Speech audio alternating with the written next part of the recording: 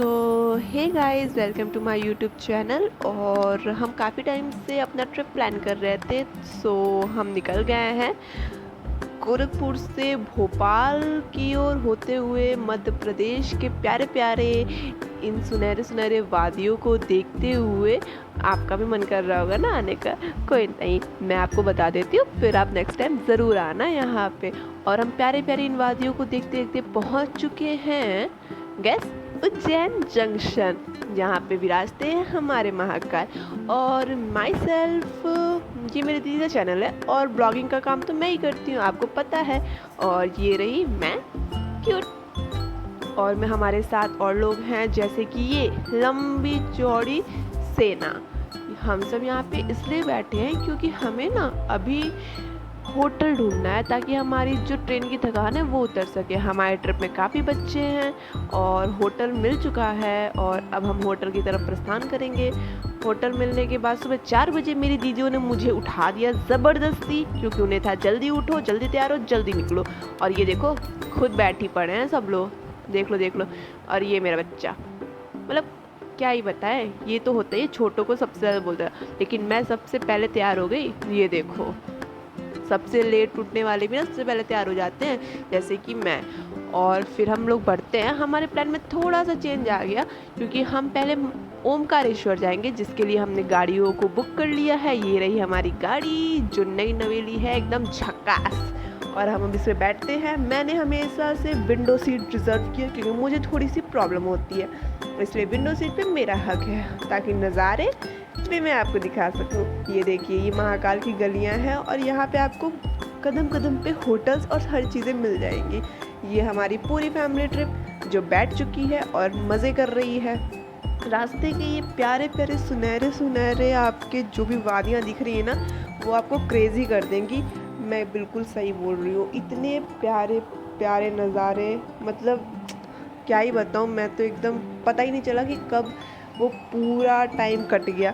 Into 4 से 5 घंटे का ट्रिप था पूरा, क्योंकि उज्जैन से ओमकारेश्वर 130 किलोमीटर दूर है, और हमने गाड़ी बुक की थी।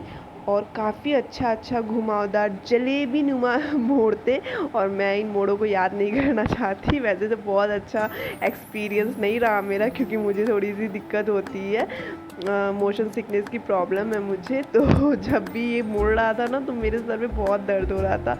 और इतनी गोल गोल चीज़ें खाते हुए देखते हुए हम पहुंच आए नर्मदा नदी पर। ये बहुत ही प्यारा व्यू था नर्मदा नदी का, मतलब ब्रिज से वो पूरा ऐसे क्रॉस करके वो जा रही थी, इतना प्यारा लग रहा था ये। और ये हमारा फर्स्ट एंट्री ओमकारेश्वर। और आपको सबसे अच्छी बात बताऊँ, यहाँ ओमकारेश्वर का नाम भी ओमकारेश्वर, मतलब भगवान जहाँ पे है उनका नाम भी ओमकारेश्वर ही है। और हम आ गए यहाँ पे घाट पे, ये नर्मदा घाट है हम, और उस साइड नर्मदा डैम है। हम यहाँ पे इसलिए रुके क्योंकि यहाँ पे हमें नहाना है। पहले हम यहाँ पे नर्मदा नदी में नहाएंगे, उसके बाद प्रभु ओमकारेश्वर के दर्शन करने जाएंगे। और पानी तो इतना साफ था ना कि मन कर रहा था देखते ही ये हम सब लोग कूद पड़े।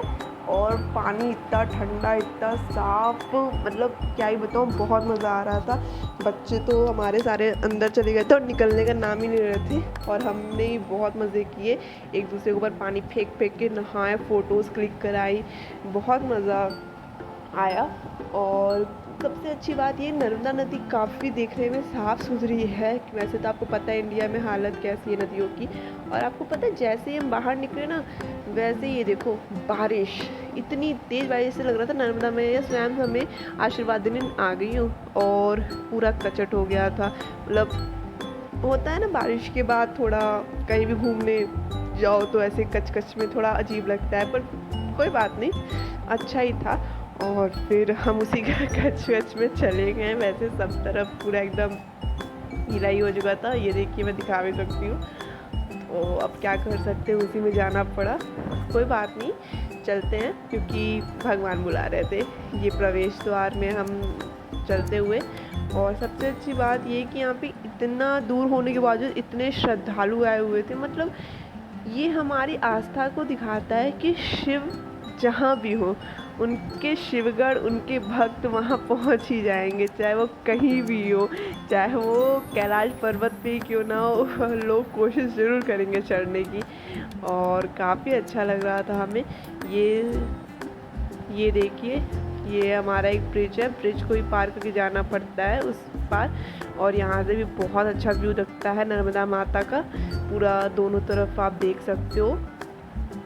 ये काफ़ी प्यारा सा लगता है, मतलब क्या ही बताऊँ, मैं तो देख के ही एकदम हैरान थी। और फाइनली हम लोग आ गए थे। अब चढ़ने का प्रोग्राम था हमारा, थोड़ा बहुत चढ़ाई था, ज़्यादा नहीं, सीढ़ियों ही चढ़ने थे हमें, और कुछ ज़्यादा चढ़ना नहीं था।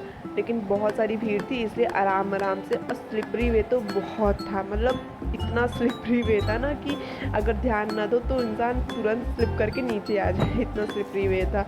और हम लोग आगे चल रहे थे, इतनी भीड़ थी कि मैं आपको क्या बताऊँ। और ये अभी देखिए, यहाँ पे ना सबसे अच्छी बात ये हुई कि जब हम गए ना तो वहाँ पे ओमकारेश्वर जी की शोभा यात्रा भी आई थी। कुछ लोग ढोल नगाड़ों के साथ आए थे और हम लाइन में खड़े होके नाच रहे थे, जो नाच रहे थे। हम क्या बताएं आपको, इतने मज़े आ रहे थे ना, हमने बोला हम बाहर तो नहीं जाएंगे, पर हाँ यहीं खड़े होके नाच सकते हैं। और आपको एक बात बता रही हूँ मैं, वहाँ पे जो बंदर देख लो ना, बंदर भी नाच रहे थे लिटरली, वो पूरे ढोल के नगाड़ों के साथ नाच रहे थे। हमने देखा, हमें लगा ये शिव भक्ति है कि बंदर भी नाच रहा है।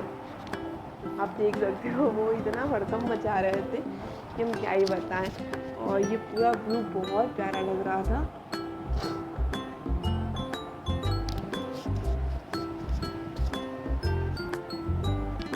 और हम ऊपर बढ़ते हुए, काफ़ी भीड़ थी, भीड़ को चीरते हुए हमें जाना था। और सब भगवान के मगन हो चुके थे, भगवान में ऐसे बड़े बड़े ढोल नगाड़े बज रहे थे। ये गर्भगृह के अंदर का है, ये आप देख सकते हो, ये पूरा एटमॉस्फेयर देखो आप, कितनी बारीक कलाकृति हुई है। आप देखो ये पूरा, मतलब काफ़ी अच्छा था। वैसे तो अब इसके बाद फ़ोन ले जाना अलाउ नहीं था, हमने छुप छुपा के किसी तरह बनाया था कि थोड़ा बहुत आपको दिखा सके, वरना इतनी भीड़ थी कि फ़ोन निकालने में भी डर लग रहा था। और आप देखो कितनी भीड़ है। और हाँ, पुलिस लोग भी बैठे हुए थे, जो फ़ोन दिखा रहा था ना कि फ़ोन है तो उसे छीन के रख दे रहे थे। वैसे होना भी चाहिए, क्योंकि कुछ लोग सिर्फ आजकल फ़ोन लाते हैं, रील्स बनाते हैं, और फिर आपको पता है वो भक्ति भाव रह नहीं जाती है। तो बहुत ज़्यादा भीड़ हो चुकी है, और अब मंदिर रीलर्स का एक तरह से अड्डा हो गया कह सकते हैं। तो ये सही भी है कि फ़ोन बंद कर दे रहे हैं हर जगह अलाउ भी नहीं करना चाहिए, आप श्रद्धा भक्ति से जाओ। और हमें बाहर ही मिल गए हमारे प्यारे हनुमान जी, और हमने उनको चढ़ावा चढ़ा के उनके दर्शन करके आगे बढ़ते रहे हम लोग। और इतनी भीड़ थी, लेकिन फिर भी एक अलग सा वहाँ पे पॉजिटिविटी थी कि आप कितना भी थके हो लेकिन आप चलते रहो। ये हमारे नंदी महाराज, और ये भी बंद थे, जालियाँ लगी हुई थी इनके चारों ओर, क्योंकि लोग कुछ ज़्यादा ही इनको कानों में बोल रहे थे। तो फिर शासन भी अपना तरफ देखेगा। और ये बच्चा आगे, मेरी दीदी का लड़का डांस करते हुए। और ये पूरा देखो एसी था, फिर भी एसी कोई काम ही नहीं कर रहा था, इतना ज़्यादा भीड़ था। और बहुत अच्छा स्ट्रक्चर था गर्भगृह का, और मैं आपको काश दिखा सकती, प्रभु इतने सुंदर थे अंदर ओमकारेश्वर में, मतलब क्या ही बताऊँ। यहाँ पे एक छोटा सा और शिव जी का था मंदिर, जो काफ़ी अच्छा लग रहा था, और हमने उसकी भी दर्शन किए और आगे चलते बन गए। पर काश मैं आप लोग को एक बार दिखा सकती कि प्रभु ओमकारेश्वर कितने अच्छे लग रहे थे, और ये लोग क्यों ही इतना मंत्रमुग्ध होकर डांस कर रहे हैं, क्योंकि वहाँ पे ना एक अलग सी चेतना थी कि लोग अपने में नाच रहे हैं, खेल रहे हैं, कूद रहे हैं, और मतलब एक अलग ही ऊर्जा थी सबके अंदर। लोग इतना चल के आए फिर भी थकान नहीं, सब लोग हर हर महादेव के नारे लगा रहे हैं। ऐसा महसूस हो रहा था कि अंदर से दिल खुश हो गया, आत्मा पवित्र हो गई। और इतने छोटे बड़े सभी लोग हर हर महादेव, हर हर महादेव। इवन ये देखो, आप छोटी बच्ची देखो, ये अपने पापा बाबा जी के साथ आई है, और ये खड़े होकर उस पर डांस कर रही थी। और ये देखो हमारा बच्चा भी है, ये भी हम लोग इसे बोल रहे थे कि चलो चलो डांस करो ढोल की आवाज़ पे, चलो चलो, तो इसने भी काफ़ी मज़े किए थे। फिर हम धीरे धीरे ओमकारेश्वर की तरफ बढ़ ही रहे थे, लेकिन गर्भगृह के समय तो हमें ऐसा था कि नहीं, फ़ोन तो ले जाना नहीं है, और फ़ोन कहाँ रखेगी, फ़ोन दिखना नहीं चाहिए ना, वो गुस्सा करते फिर। तो हमने क्या बोला कि चलो ठीक है, बस थोड़ा सा बाहर से लोकेशन ले लेते हैं। जो मूर्ति आकृति है, आप ये देखो कितनी प्यारी प्यारी मूर्तियाँ आकृति हैं। तो फिर हमने बस इनका लिया, और फिर हमने बोला ठीक है हम रख लेते हैं, क्योंकि क्या फ़ायदा ना। और इसके बाद हम आगे बढ़ गए, और आगे क्या वीडियो है नहीं। और फिर हम जब ओमकारेश्वर के दर्शन करने के बाद बाहर निकले, तो हमने सबको इकट्ठा करने में टाइम लगा दिया, क्योंकि हम काफ़ी लोग थे। सब लोग एक जगह आ जाए, फिर हम लोग नेक्स्ट पे मूव ऑन करें। जो एक और ज्योतिर्लिंग है वहीं पे पास में ही, ममलेश्वर करके, उनके पास भी जाना था हमें। तो हमने उनके लिए फिर स्टार्टिंग किया कि हम, और यहाँ से भी व्यूज़ काफ़ी अच्छे आए थे। हमने कुछ फ़ोटोज़ भी ले लिए, और काफ़ी मज़ेदार चीज़ें थी, तो मज़ा भी आ रहा था देखने में। और आप देख सकते हो व्यू बहुत अच्छा है। ये नर्मदा घाट कहते, तो ऑलमोस्ट शाम हो चुकी थी, और ये हम यहाँ पहुँच गए हैं। और ये भी काफ़ी अच्छा व्यू है यहाँ का, और काफ़ी पुराने पुराने मंदिर थे यहाँ पे। ये साधु संत लोग पाठ कर रहे थे, हमें देख के काफ़ी अच्छा फील हो रहा था। और भीड़ तो यहाँ भी बहुत थी, मतलब तो जितना सोचा नहीं था उससे कई गुना भीड़ मिली। हमें दर्शन करने में काफ़ी टाइम लग गए थे, पर हमें जल्दी जल्दी दर्शन करने थे, क्योंकि हमें निकलना भी था जल्दी से। और सबसे बड़ी बात, हम रेंट पे, मतलब किराए पे गाड़ी लेके आए थे, तो वो भी हमारे वजह से रुके थे, तो जल्दी जल्दी दर्शन करके हमें जल्दी जल्दी निकलना था। और फिर हमने लाइन में सोचा, लाइन में क्या ही लगे, पर रूल्स। तो यहाँ से हम स्टार्ट करते हैं। और ये काफ़ी बड़े तो नहीं थे, पर घुमावदार करके भीड़ को थोड़ा सेपरेट कर दिया गया था, ताकि भीड़ एक जगह इकट्ठी ना हो। तो वो चीज़ें मुझे बहुत अच्छी लगी कि घुमावदार ऐसे करके भीड़ एकदम भीड़ को सेपरेट कर दीजिए आप। और हम इसमें चल रहे थे यार, और ये जो आगे बैठे हैं ना, इन्होंने बहुत परेशान किया था हमें। ये कुछ अलग से लोग होते हैं ना, जो आते हैं, जिनको भक्ति भाव ज़्यादा ही रहती है, तो वो दूसरों को पीछे कर करके आगे जाने की चेष्टा करते हैं कि नहीं भाई हम ही जाएंगे पहले। और जो यहाँ पे लाइन इतनी पहले से ही लग गई थी कि हम क्या बताएं, पर व्यूज़ बहुत अच्छे थे, और काफ़ी सुंदर सजा हुआ था पूरा महाकाल का ये पूरा मंदिर, स्वयंमलेश्वर जी का। और ऐसा कहते हैं कि ओमकारेश्वर भगवान के दर्शन करने के बाद इनका दर्शन करना ज़रूरी होता है, क्योंकि जैसे कहते हैं ना कि जहाँ जहाँ महादेव की ज्योतिर्लिंग है, वहाँ वहाँ उनके साथ भैरव या फिर लाइन में लग गए, और सब लोग ओम नमः शिवाय के हुलारे लगा रहे थे। बहुत अच्छा लग रहा था कि हर तरफ हर हर महादेव, ओम नमः शिवाय बोल रहा था। और ये अंदर गर्भगृह के अंदर हम पहुंच आए थे, और यहाँ पे ना नटराज की एक बहुत ही प्यारी मूर्ति थी।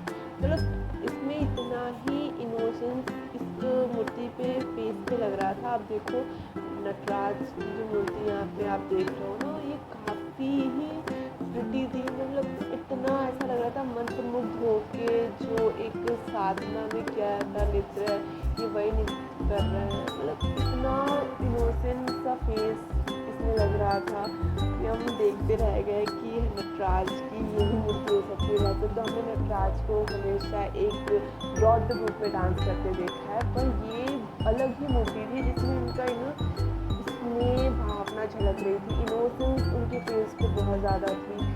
तो ये हमें बहुत अच्छा लगा। और गर्भगृह में तो बहुत भीड़ थी, और यहाँ पे मैंने चुपके से फ़ोन ले जाने की थोड़ी हिमाकत की थी, ताकि मैं फ़ोन ले जाके उनको अपने कैमरे में रिकॉर्ड कर सकूँ और हमेशा उनको देख सकूँ, क्योंकि यहाँ पे पुलिस फोर्स थोड़ी सी कम थी। तो मैंने चुपके से रिकॉर्डिंग करने का सोचा था, और मैंने सक्सेस भी हुई थी मैं, कि मैं पीछे से रिकॉर्डिंग कर रही थी और आगे आगे लोग जा रहे थे। तो मैंने धीरे से अपने फ़ोन को अपने आगे ला के छुपा लिया था, ताकि किसी को दिखे ना, और फिर मैं चलती चली गई थी।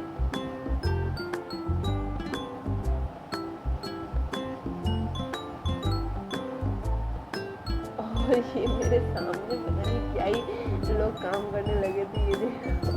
ये अलग अपना लेके जा रहे थे, भक्त अपना उसमें बेचारे परेशान थे, वो अपना सफाई वाले सफाई करने के लिए परेशान थे कि नहीं पहले वो ज़रूरी है, तो वो भी रिकॉर्ड हो ही गया हमारे में।